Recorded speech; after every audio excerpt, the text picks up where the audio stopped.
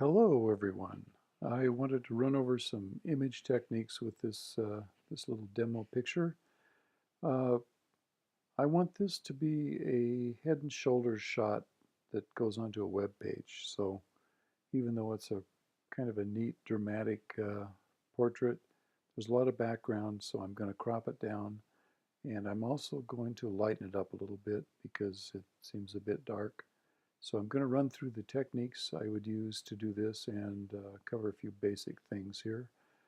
This is the original image. I did an image duplicate so I didn't hurt my original image, and I ended up with this one, which I named Nathan Webb. I duplicated that one and converted it to image grayscale, and that gives me a way to demonstrate what I'm going to do first in grayscale, because it's a lot simpler to see what's going on that way. So I'm going to crank up my levels adjustment layer here, and let's take a look at what levels does real quickly. We'll kind of review the basics of this thing.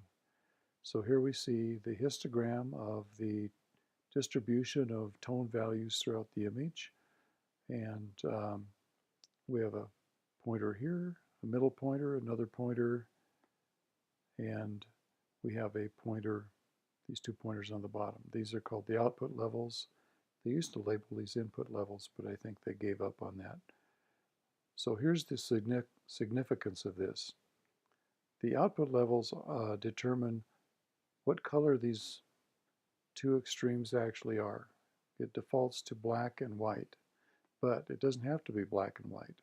In some printed applications, you want your lowest tone to be a really dark gray or your lightest tone to be a really light gray.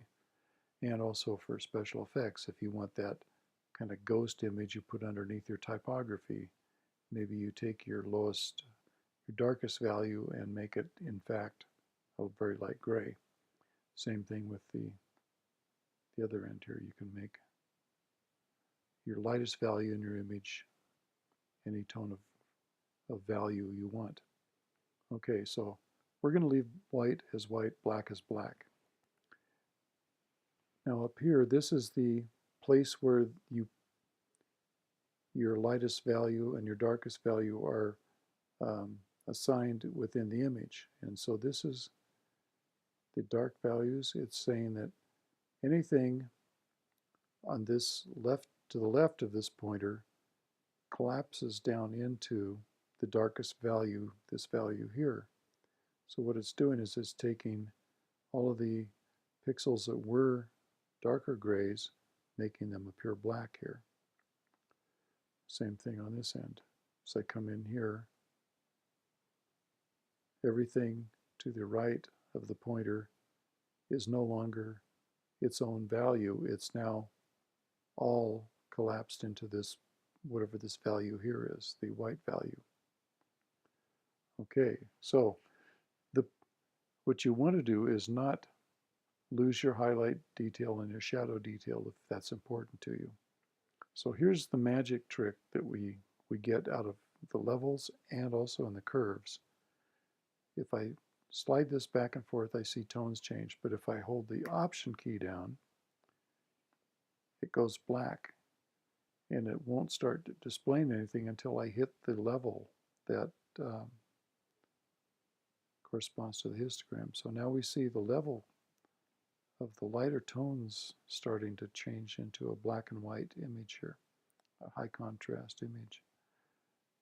So what I want to do is I want to make sure that nothing in my image that I care about is lit up.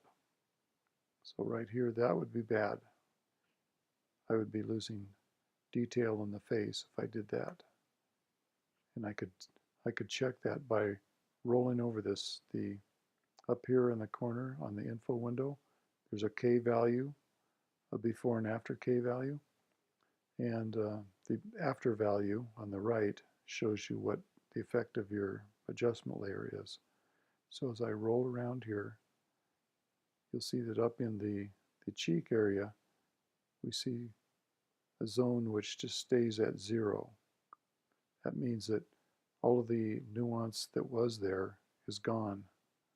If I pull this back a little bit, you can see it changes to a bunch of different tones. I still have detail on the skin. So that's what I like. I'm going to hold the Option down again, and I'm going to pull this back in. And I'm going to decide to sacrifice some of the detail in the white background. And I'm not going to go so far that I lose detail in the image, but I'm going to pull it back here where I just start to see the hair disappearing on me. And I might lose a little bit in the whites of the eyes, but that's to be expected. I can live with a few things there. So this is my adjusted layer here. So it just brightened the image up a bit, and these are the 4 points that you adjust for the highlight, shadow, and the light dark value, and then you have a mid-tone value or mid-tone adjustment that will change things within the image. What it actually does is it takes whatever pixels correspond to this pointer and make them a middle tone value on your spectrum or on your tone scale. So I will just kind of leave it right there. All right, now we're ready to get down to business. So let's go to the copy that's the color one, and we can do the same thing. Same Option key trick works. You can see that right from the get-go, we start losing detail in the shirt and the hair, so that's no good. Leave that alone. Come down here, and here we go. We start losing detail in the background, and you can start to see the face starts to light up. So what's happening there? Well, it's telling me that it's losing value in the blue when it starts lighting up the blue background. As I pull in farther, it's losing detail in all the colors, and it turns white. What's happening in the face is, if I roll over this, let's see here. As I roll over this area in the cheek, there are spots where you notice that the red stays at 255, meaning it's maxed out. So I still have detail in the green and the blue, but I've started to clip on the red. And I think I will pull back just a bit, because I don't want to even clip on the red here. So get back to right where that starts. And I'll say, that's a good adjustment. So bravo. Now we've adjusted our tones. It's quite a bit brighter, a little happier portrait. Okay, on to phase 2. We want to crop this image in. Okay, how do we do that? Well, let's take a look at slices, which live here with, you've got the crop tool, the perspective crop, slice tool, and slice select. So let's go to the slice tool. I know a lot of people are pretty excited about using these slices. They sound like a really great idea. And they do let you preview a zone here, and it's pretty cool. You can go to the slice select tool and you adjust the slice that you drew out, and you say, what part of this image do I want to keep? You know, am I cropping into the hat, or do I keep the hat? I think I will keep a little bit of the hat. How much of the shirt? Probably catch a little bit of the pockets. That looks like a pretty good crop here. Now, the problem here is this image is what it is. It's 3008 pixels wide. That's what came out of the camera. And I would like to make this web image that I'm working with fit one of our skeleton containers for an 8-column grid. So that's 460 pixels. So how do I get to that?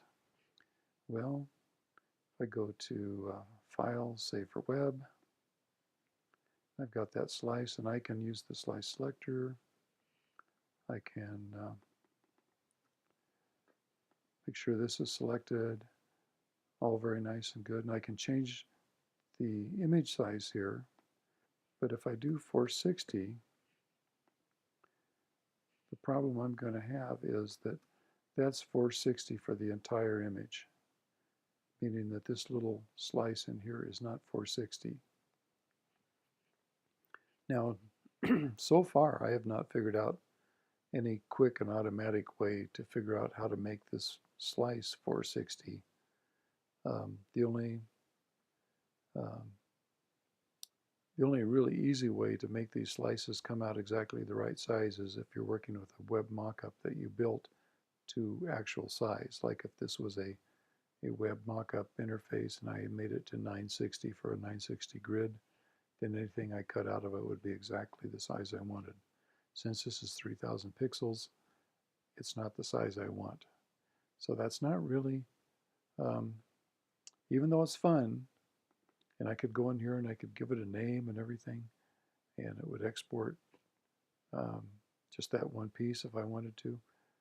It's not quite the solution I was hoping for, so I'm going to cancel that. So I'm just simply going to take a marquee, drag right over the slice I just picked out, and I will copy that, copy the merged, which takes the effect of the layer and the adjustment layer. Go to New, and I will go to, look at this, it says, oh, 859 by 1212. That's the size of the piece I just chopped out of there and copied. So it takes the size of the clipboard, then I go to Paste, and there's my pasted image. And now all I have to do is simply go back here to Safer Web and say 460 is the width, hit a tab, scales it to that, and I do my adjustment to compress to taste, 24K, 33K. Now there's some mathematical stuff that goes on that will make you a better image once you cross the threshold of 50%. So I like to keep it like in the 60-ish range. There's 56, and if I get up too high, it jumps up dramatically. 96, it's 196. I come down here, it doesn't look a whole lot worse down at 68 than it did at 96. And I think if I put it down here somewhere, 62, there I have about a 60K image. Looks pretty good. I'm happy with that, so I could save that. And I could say images only. In this case, just leave it on default settings, and I would save it with whatever name I need in whatever location. And that is the story of chopping this image down, using the histograms, the magic of the levels, and doing some cropping and exploring that slice tool. Okay, thank you.